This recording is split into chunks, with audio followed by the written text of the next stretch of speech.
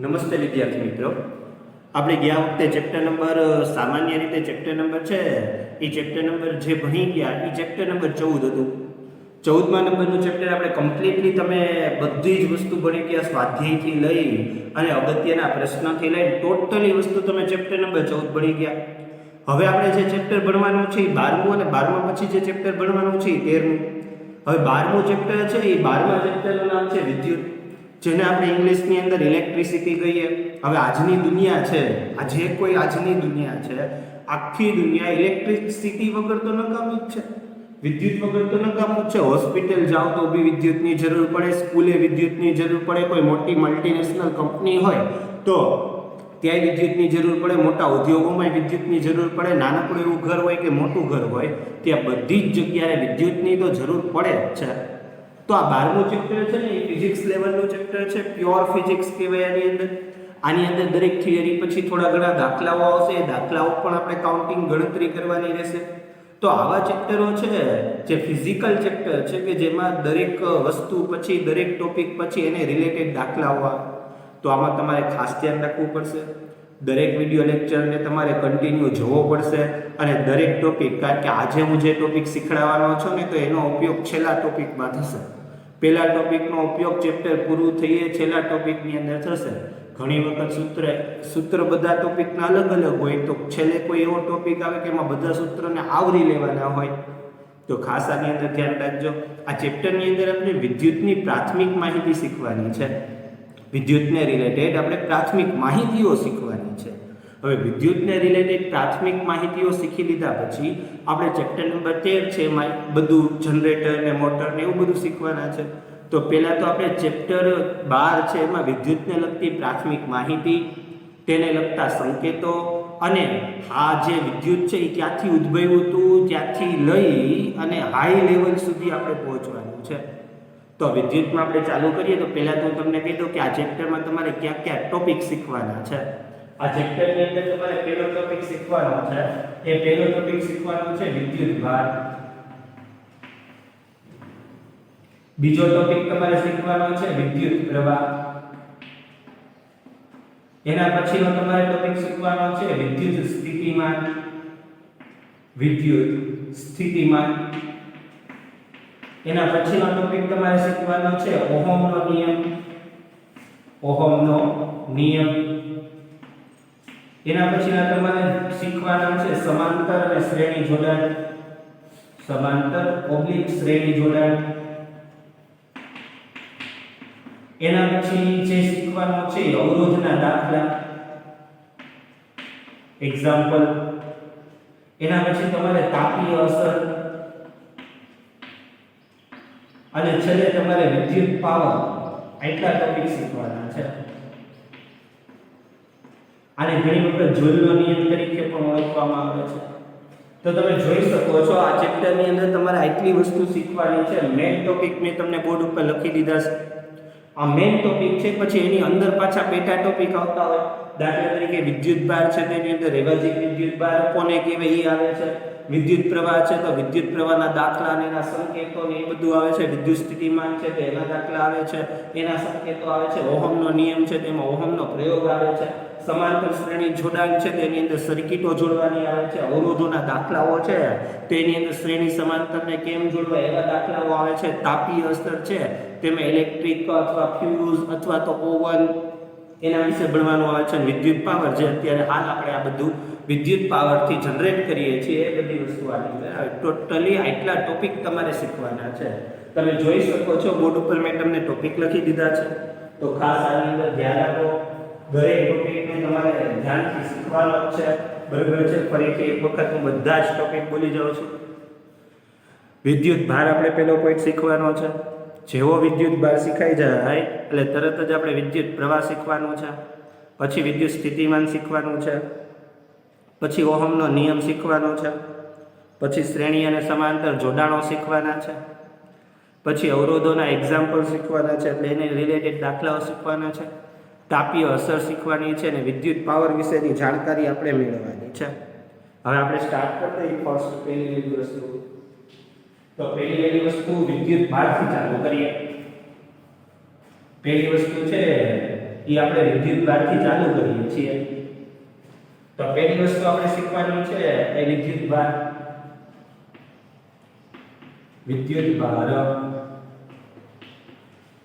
હવે આપણે આ જે વિદ્યુતભાર શીખવાના છીએ અથવા આ વિદ્યુતભાર વિશે જાણકારી મેળવવાના છે તો એટલું કહીએ કે વિદ્યુતભારની શોધ છે ને ચાર્લ્સ કુલમ્બ નામના વૈજ્ઞાનિકે કરી હતી.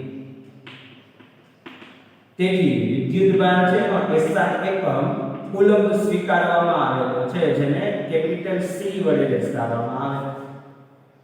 આ વિદ્યુતભાર છે એના બે પ્રકાર હોય છે. એક વિદ્યુતભાર છે ને ધન વિદ્યુતભાર કહેવાય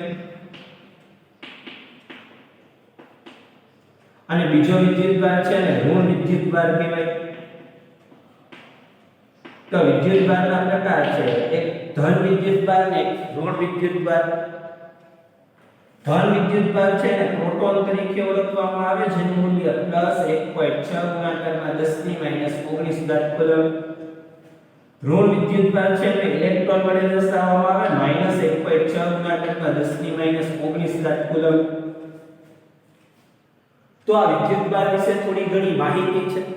આપણે સામાન્ય રીતે તમે પેન્સિલ હોય કે પેન હોય અને માથાના વાળ કોરા હોય તો તમે પેન્સિલ કે પેનને માથા સાથે ઘસો, માથાના વાળ સાથે ઘસવાની અને પછી કાગળના ટુકડા ટેબલ ઉપર રાખવાના.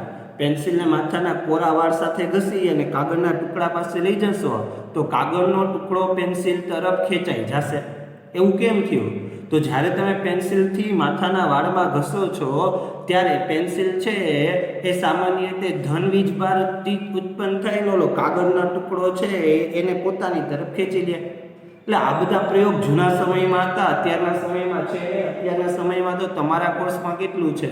તો અત્યારના સમયમાં તમારા કોર્સમાં વિદ્યુતભાર, બરાબર છે, એ વિદ્યુતભાર કોને શોધ્યો હતો? તો કે ચાર્લ્સ કુલમ્બ. વિદ્યુતભારનો SI એકમ શું છે? તો કે કુલમ્બ. વિદ્યુતભારના કેટલા પ્રકાર પડે? તો કે બે. કયા પ્રકાર પડે? તો કે ધન વીજભારિત અને ઋણ વીજભારિત. ધન વીજભારનું મૂલ્ય કેટલું? તો કે +1.6 ગુણાકારમાં 10⁻⁹. ઋણ વીજભારનું મૂલ્ય કેટલું? તો કે -1.6 ગુણાકારમાં 10⁻⁹. આનું એક સૂત્ર છે જેને તમે Q = Ne વડે દર્શાવી શકો છો. Q = Ne. અહીંયા E નો મતલબ આ મૂલ્ય લેવાનું છે, નિશાની વગર લેવાનું છે, નિશાની સાથે નહીં. તો આ મૂલ્ય છે એ E ની કિંમત છે. આ N છે એને N ને ઇલેક્ટ્રોનની સંખ્યા કહેવાય, ઇલેક્ટ્રોનની સંખ્યા. અને આ Q છે ને વિદ્યુતભાર કહેવાય. તો Q વિદ્યુતભારનો સંકેત છે. આ એનું સૂત્ર Q = Ne. એ આખું એનું સૂત્ર છે Q = Ne. એ આખું સૂત્ર છે જેમાં N = ઇલેક્ટ્રોનની સંખ્યા તરીકે ઓળખવામાં આવે છે. તો જોઈ લો બોર્ડ ઉપર આ વિદ્યુતભાર વિશેની ડિટેલ લખેલી છે મેં. બરાબર છે. વિદ્યુતભાર છે એમની શોધ ચાર્લ્સ કુલમ્બ નામના વ્યક્તિએ કરી હતી, વૈજ્ઞાનિકે કરી હતી. વિદ્યુતભારના SI એકમ કુલમ્બ, જેને કેપિટલ કે સ્મોલ c વડે દર્શાવવામાં આવે. વિદ્યુતભાર છે એના બે પ્રકાર પડે છે, ધન વિદ્યુતભાર અને બીજો ઋણ વિદ્યુતભાર. ધન વિદ્યુતભારને P+ વડે ને એનું મૂલ્ય 1.6 ગુણાકારમાં 10⁻⁹ કુલમ્બ. ઇલેક્ટ્રોનનું મૂલ્ય E- બરાબર -1.6 ગુણાકારમાં 10⁻⁹ કુલમ્બ. વિદ્યુતભારનું સૂત્ર Q = Ne. જ્યાં n નું મૂલ્ય ઇલેક્ટ્રોનની સંખ્યા થશે અને E ની કિંમત તો 1.6 ગુણાકારમાં 10⁻⁹ કુલમ્બ જ લેવાની છે. એમાં કોઈ ફેરફાર નથી કરવાનો. અને Q છે એ વિદ્યુતભાર છે, એ વિદ્યુતભારની સંજ્ઞા છે. કેપિટલ Q વિદ્યુતભારની સંજ્ઞા છે. તો આ વિદ્યુતભાર પૂરું થઈ ગયું. એટલે આપણે એક સૂત્ર ભણી ગયા, Q = Ne. આપણે આ પહેલું એક જ સૂત્ર ભણ્યા, Q = Ne. બધા સૂત્ર યાદ રાખવાના છે, દાખલાની ગણતરીમાં આવશે અને આવશે જ. એટલે તમારે આ પહેલું સૂત્ર આવી ગયું, Q = Ne. કેટલા બધા 10-15 સૂત્ર આવવાના છે ચેપ્ટરમાં. એટલે Q = Ne આ સૂત્ર તમારે ધ્યાનમાં રાખવાનું છે. હવે આપણે આગળ જઈએ. આ ટોપિક પૂરો કરી દીધા પછી આપણે આગળ જોઈએ.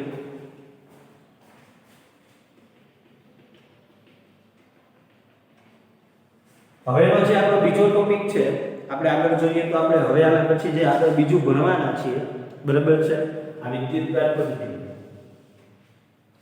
હવે આપણે જે કંઈ ભણવાના છીએ એ રેવાજીક વિદ્યુત પ્રવાહ ભણવાના છીએ. રેવાજીક વિદ્યુત પ્રવાહ. હવે આપણે આ ટોપિક ભણવાના છીએ રેવાજીક વિદ્યુત પ્રવાહ. હવે રેવાજીક વિદ્યુત પ્રવાહ કોને કહેવાય? તો શરૂઆતના દિવસોમાં ઇલેક્ટ્રોનની શોધ થઈ ન હતી.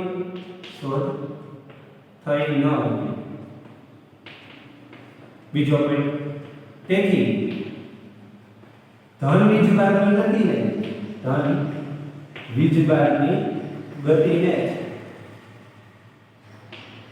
પ્રવાહની ગતિ સ્વીકારી.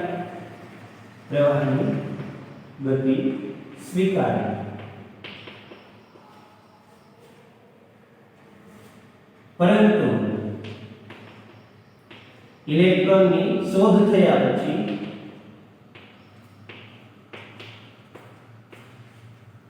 ખબર પડી કે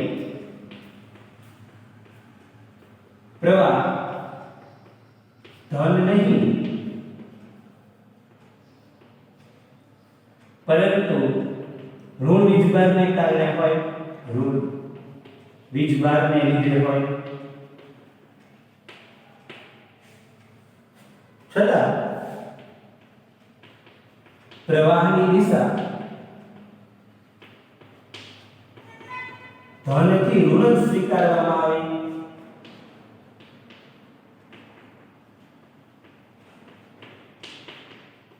જે વાસ્તવિક પ્રવાહ કરતા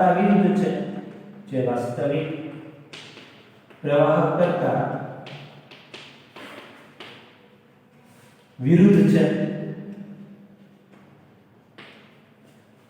તો આ રેવાજીક વિદ્યુત પ્રવાહ છે એ રેવાજીક વિદ્યુત પ્રવાહનું મેં તમને થોડીક ડિટેલ લખી દીધી. હવે મેં તમને આ રેવાજીક વિદ્યુત પ્રવાહની જે ડિટેલ લખી દીધી છે, બરાબર છે કે રેવાજીક વિદ્યુત પ્રવાહ છે એમની ડિટેલ મેં તમને બોર્ડ ઉપર લખી દીધી છે. એમાં શું લખેલું છે? તો રેવાજીક વિદ્યુત પ્રવાહ છે એ બોર્ડની ડિટેલ ઉપર આપણે એવું લખેલું છે કે શરૂઆતના દિવસોમાં ઇલેક્ટ્રોનની શોધ થઈ જ નહોતી. આપણે કેમ વાત કરી કે પ્રોટોનની ઇલેક્ટ્રોન હોય, પ્રોટોન ધન વીજભાર છે, ઇલેક્ટ્રોન ઋણ વીજભાર છે. તો પ્રોટોનની શોધ જ નહોતી થઈ. શરૂઆતના દિવસોમાં પ્રોટોનની શોધ થઈ જ નહોતી. એટલે બધા વ્યક્તિઓએ, બધા વૈજ્ઞાનિકો એવું વિચાર્યું કે ધન વીજભારની ગતિને છે ને વિદ્યુત પ્રવાહની ગતિ સ્વીકારી લીધી. ધન વીજભાર છે એ ધન વીજભારની ગતિને જેમને વિદ્યુત પ્રવાહની ગતિ સ્વીકારી લીધી.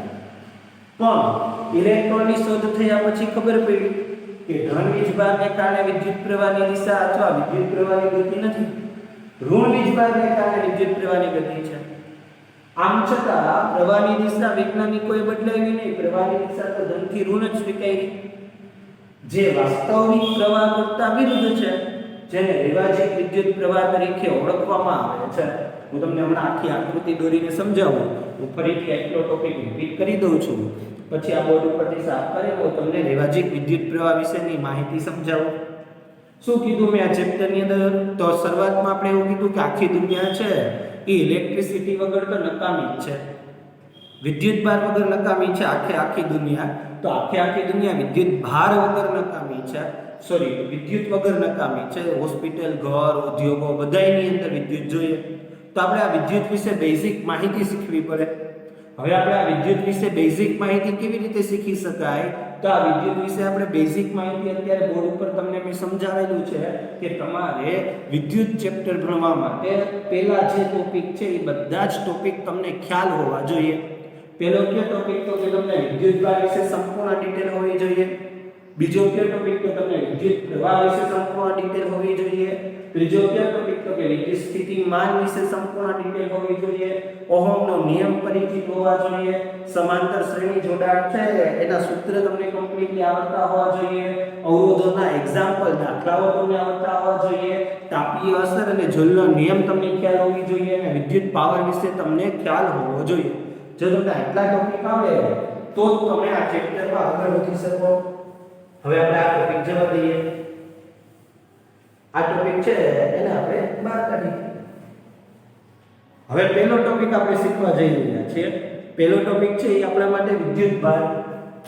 પહેલો ટોપિક આપણા માટે વિદ્યુત ભાર છે. તો વિદ્યુત ભારની શોધ કોણે કરી હતી? તો વિદ્યુત ભારની શોધ ચાર્લ્સ કુલમ્બે કરી હતી. વિદ્યુત ભારનો SI એકમ શું થશે? વિદ્યુત ભારનો SI એકમ કુલમ થશે, જેને C વડે દર્શાવાય. વિદ્યુત ભારના કેટલા પ્રકાર પડે છે? વિદ્યુત ભારના બે પ્રકાર પડે છે, ધન વીજભાર અને ઋણ વીજભાર. ધન વીજભારને પ્લસ વડે દર્શાવાય, જેનું મૂલ્ય 1.6 ગુણાકારમાં 10⁻19 કુલમ છે. જ્યારે ઋણ વીજભારને -1.6 ગુણાકારમાં 10⁻19 કુલમ એનો આખો કિંમત છે. આ વિદ્યુત ભાર છે એનો સંકેત Q છે ને વિદ્યુત ભારનું સૂત્ર Q = Ne થશે. જ્યારે એટલે ઇલેક્ટ્રોનની સંખ્યા થશે ને E એટલે 1.6 ગુણાકારમાં 10⁻19 કુલમ લેવાનું છે. નિશાની નથી લેવાની, ખાલી આંકડો લેવાનો છે. 1.6 ગુણાકારમાં 10⁻19 કુલમ. આને આપણે જવા દઈએ. હવે આ ભાગ કાઢી નાખીએ આપણે.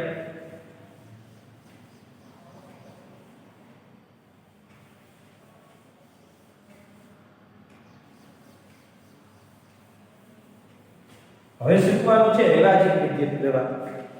હવે રેવાજીક વિદ્યુત પ્રવાહ મને ખબર છે કે પહેલા સમજાવ્યું તો તમને કંઈ ખબર નથી પડી, એ મને ખ્યાલ છે કે પહેલા મેં હમણાં સમજાવ્યું તો તમને કંઈ ખ્યાલ નથી પડ્યો. હવે હું તમને એ આકૃતિ દોરી નાખી આખી વસ્તુ સમજાવું. આકૃતિ દોરી અને આખી વસ્તુ તમને રેવાજીક વિદ્યુત પ્રવાહ સમજાવવાનો પ્રયત્ન કરું. હવે જો આખી એક હું સાદો વિદ્યુત પરિપથ દોરું છું. તમને પૂછાય કે સાદો વિદ્યુત પરિપથ દોરો, તો તમારે સાદો વિદ્યુત પરિપથ કેમ દોરવાનો છે? તો તમારે એક સાદો વિદ્યુત પરિપથ દોરવા માટે એક લંબચોરસ દોરવાનો. આવ સાદી સિમ્પલ રીત. સાદો વિદ્યુત પરિપથ દોરવા માટે સૌપ્રથમ તમારે એક આવું લંબચોરસ દોરી નાખવાનું. આવું તમે લંબચોરસ દોરી નાખો. સાદો વિદ્યુત પરિપથ દોરવા માટે હું નીચે લખી દઉં, બરાબર છે, કે આનું નામ છે સાદો વિદ્યુત પરિપથ.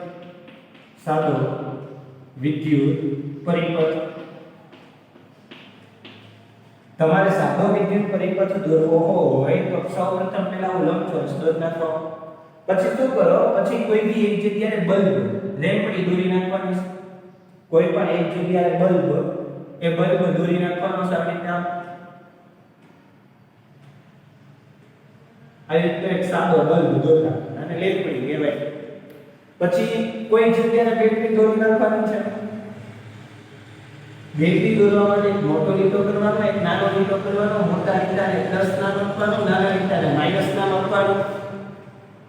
તો એક લંબચોરસ દોરવાનો. લંબચોરસની અંદર એક આવો લેમ્પ દોરવાનો. એક આવી રીતના બેટરી દોરવાની. બેટરીની અંદર એક મોટો લીટો હોય એને પ્લસ કહેવાય, નાનો લીટો હોય એને માઈનસ કહેવાય. પછી શું કરવાનું છે? પછી તમારે એક સ્વિચ જોડવાની છે. સ્વિચને તમે આવી રીતે આમ દોરી શકો છો. આને સ્વિચ કહેવાય. તો આવી રીતે એક લીટો ઉપર કરવાનો, એક નાનો લીટો કરવાનો અને ઉપર ટપકું કરી નાખવાનું. આને સ્વિચ તરીકે ઓળખવામાં આવે. તો સ્વિચ દોરી નાખો. આવી રીતે એક લેમ્પ દોરી નાખો અને આ બેટરી દોરી નાખો. હવે જે વસ્તુ દોરું છું આ સાઈડમાં, આ જરૂરી નથી તમે ધારો તો તમે દોરી શકો છો. આને અવરોધ કહેવાય. આ જે દર્દરિયાવાળી વસ્તુ દોરી એને અવરોધ તરીકે ઓળખવામાં. આ જે આખી આકૃતિ આપણે દોરી છે અને સાદો વિદ્યુત પરિપથ કહેવાય. સાદો વિદ્યુત પરિપથ એટલે બીજું કાંઈ નહીં. સાદો વિદ્યુત પરિપથ એટલે એક લંબચોરસનું બોક્સ દોરી નાખવાનો, એક બેટરી દોરી નાખવાની, એક સ્વિચ દોરી નાખવાની, એક આવી રીતના અવરોધ દોરી નાખવાનો, એક લેમ્પ દોરી નાખવાનો. હવે આપણે આ નિયમ રાખવાનો. શરૂઆતના દિવસોમાં જ્યારે ઇલેક્ટ્રોનની શોધ નહોતી થઈ, એટલે ઇલેક્ટ્રોનની શોધ જે થોમ્સન નામના વ્યક્તિએ કરી હતી, પણ પછી પાછળથી વિદ્યુત શોધાઈ ગયા, પછી પાછળથી કરી હતી. એટલે જ્યારે શરૂઆતના દિવસો હતા વિદ્યુતને રિલેટેડ, ત્યારે ઇલેક્ટ્રોનની શોધ નહોતી થઈ. એટલે બીજો કોઈ પ્રયોગ, તેથી ધન વીજભારની ગતિને જ પ્રવાહની ગતિ સ્વીકારી. એટલે કે ધન વીજભારની ગતિ, આ ધન એટલે પ્લસમાંથી પ્રવાહ નીકળે છે અને પ્લસમાંથી પ્રવાહ નીકળી બેટરીમાંથી નીકળી પ્લસમાંથી અવરોધમાંથી પસાર થાય, લેમ્પમાંથી પસાર થાય અને પાછો બેટરીના માઈનસમાં વયો જાય. સમજાય છે તમને? બેટરીના પ્લસમાંથી પાવર નીકળે છે અને બેટરીમાંથી પસાર થાય, અવરોધમાંથી પસાર થાય અને છેલ્લે બેટરીના માઈનસમાં વયો જાય. આ ક્યારે થશે? જ્યારે તમે સ્વિચ ઓન કરો ત્યારે. એ તો સિમ્પલ બાબત છે. તમારી ઘરે પંખો હોય તો તમે સ્વિચ ઓન કરો છો. જેવી તમે સ્વિચ ઓન કરો પંખો ફરે. તમારી ઘરે ટોર્ચ લાઈટ હોય એટલે કે હાથમાં આપણે ટોર્ચ લાઇટ આવે એની સ્વિચ તમે આમ ઓન કરો છો, જેવી તમે સ્વિચ ઓન કરો છો તો ટોર્ચ લાઇટ શરૂ થાય છે. આ બધું તો નોર્મલ જ છે ને, જેવી સ્વિચ ઓન કરો એટલે ટોર્ચ લાઇટ શરૂ થાય છે. તો આ બધી વસ્તુ કોમન જ છે, નોર્મલ જ છે સામાન્ય રીતે. તો જેવી તમે ટોર્ચ લાઇટ ઓન કરો એટલે સ્વિચ ઓન કરો છો અને સ્વિચ ઓફ કરો છો, એના ઉપર આખું ઇન્સ્ટ્રુમેન્ટ વર્ક કરે છે. તો સ્વિચને ઓન કરવાથી શું થાય અને સ્વિચને ઓફ કરવાથી શું થાય? તો સ્વિચને ગુજરાતીમાં કળ બોલાય. સ્વિચ છે એને ગુજરાતીમાં કળ બોલાય. સ્વિચ ઇઝ ઇક્વલ ટુ કળ. તો સ્વિચ છે એને સામાન્ય રીતે ગુજરાતીમાં કળ તરીકે ઓળખવામાં આવે છે. તો સ્વિચને ગુજરાતીમાં કળ કહે છે. જ્યારે મેં અહીંયા આ લીટો કાઢી નાખું છું તો અત્યારે ખુલ્લી છે, જો ખુલ્લી કળ હોય ને એટલે વિદ્યુત પ્રવાહ પસાર ન થાય, ઇન્સ્ટ્રુમેન્ટ બંધ રહે. પણ જ્યારે હું આની અંદર લીટો કરી દઉં છું એટલે આ બંધ કળ થઈ ગઈ. બંધ કળ થાય એટલે કે પરિપથ પૂર્ણ થાય, અને પરિપથ પૂર્ણ થાય એટલે વિદ્યુત પ્રવાહ છે એનું વહન થાય અને ઇન્સ્ટ્રુમેન્ટ ચાલુ થાય. કોઈ પંખો હોય, લેમ્પ હોય કે ETC હોય, સમજાય? સ્વિચ છે એ સ્વિચ ખુલ્લી હોય એટલે કે ઓફ સ્વિચ કહેવાય. સ્વિચ ખુલ્લી હોય ત્યારે વિદ્યુત પ્રવાહ અહીંથી આયા ન જાય, પ્રવાહ પસાર ન થાય. પણ જ્યારે સ્વિચ બંધ થાય, જ્યારે સ્વિચ બંધ થાય એટલે પરિપથ પૂર્ણ થાય. પરિપથ પૂર્ણ એટલે પરિપથ જોડાઈ ગયો એટલે લેમ્પ ચાલુ થાય. એનો મતલબ જો આવી પરિસ્થિતિ હોય, ઓફ સ્વિચ હોય એટલે કે સ્વિચ ચાલુ ન હોય, બંધ સ્વિચ હોય, તો એવા પરિપથને ખુલ્લો પરિપથ કહેવાય. પણ આવી આકૃતિ હોય, જોઈન્ટ થયેલી આકૃતિ હોય, આ બે ટુકડાને આપણે જોઈન્ટ કરી દીધું હોય, તો આવી જે આકૃતિ છે આને બંધ પરિપથ કહેવાય અને ઓન સ્વિચ કહેવાય. બરાબર? અને જેથી ઇન્સ્ટ્રુમેન્ટ ચાલુ થાય. આપણે તો એવી વાત હતી કે શરૂઆતના દિવસોની અંદર છે ઇલેક્ટ્રોનની શોધ નહોતી થઈ એટલે બધા વૈજ્ઞાનિકોએ માન્યું કે ધન વીજભારમાંથી પાવર નીકળે છે અને સંપૂર્ણ પરિપથમાં પરિવહન પામે છે. પરંતુ ઇલેક્ટ્રોનની શોધ થઈ ગઈ. જેવી ઇલેક્ટ્રોનની શોધ થઈ એ ખબર પડી.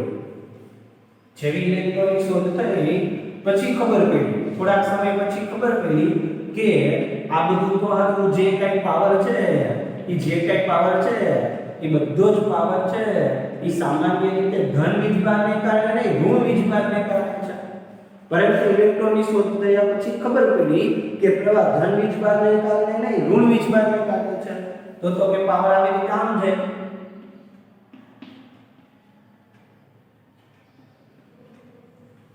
પહેલાના વૈજ્ઞાનિક એવું માનતા હતા કે ધનમાંથી પાવર નીકળે છે અને ઋણ તરફ જાય છે. પણ જે થોમ્સને ઇલેક્ટ્રોનની શોધ કર્યા પછી ખબર પડી કે એવું નથી, પાવર ઋણમાંથી નીકળે છે અને ધનમાં જાય છે. વાત આવી સાચી હતી જે થોમ્સનની. પણ અગાઉના સંશોધન થઈ ચૂક્યા હતા, અગાઉની સર્કિટ દોરાઈ ગઈ હતી, એમાં કે ભૂલ ન થાય એટલે વૈજ્ઞાનિકોએ પ્રવાહની દિશા છે ને એ આવી રીતે સ્વીકારી નહીં. સાચું હોવા છતાં એનો સ્વીકાર્યો.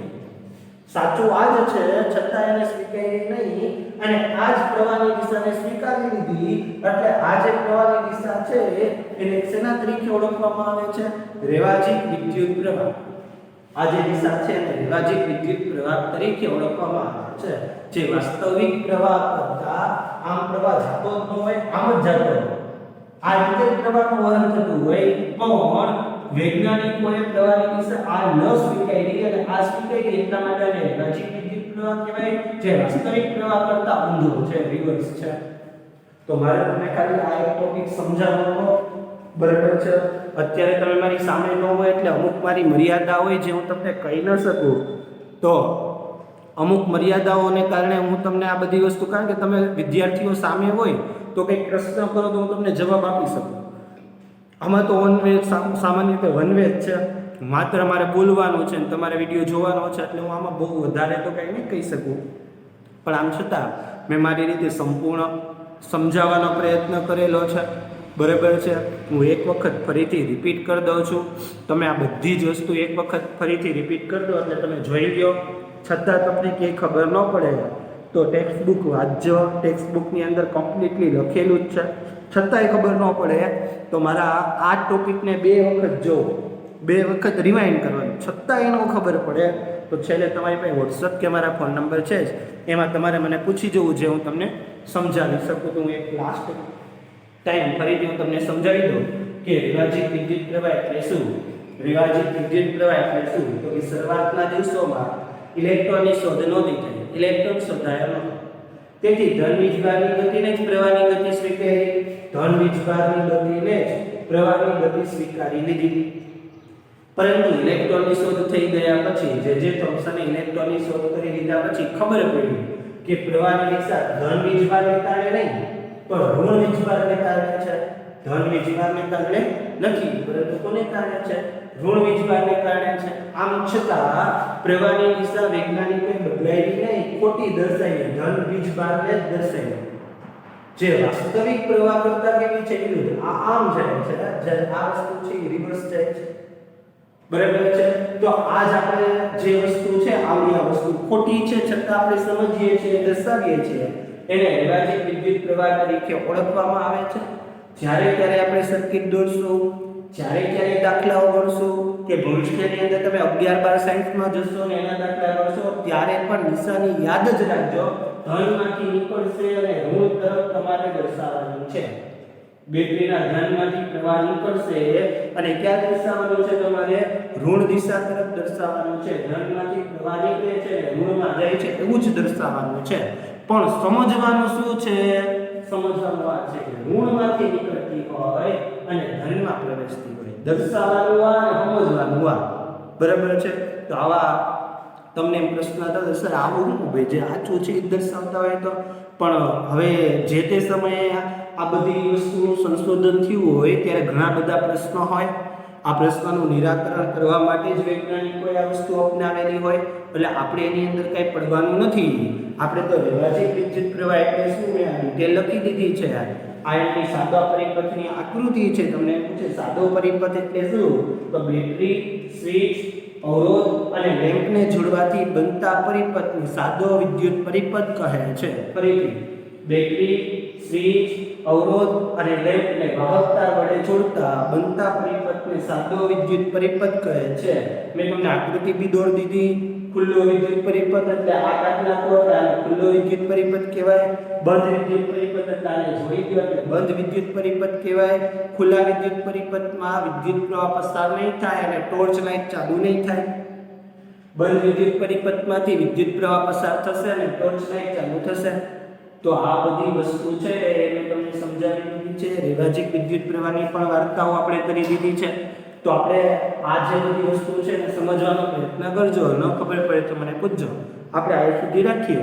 હવે પછીનો જ્યારે આપણો નેક્સ્ટ વિડિયો લેક્ચર હશે ત્યારે આપણે એક ટોપિક વિદ્યુત ભાર શીખી ગયા છીએ.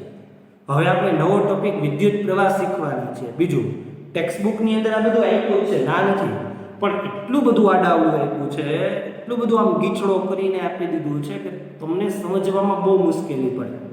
એટલે છતાં તમે એક વખત ટેક્સ્ટબુક વાંચજો.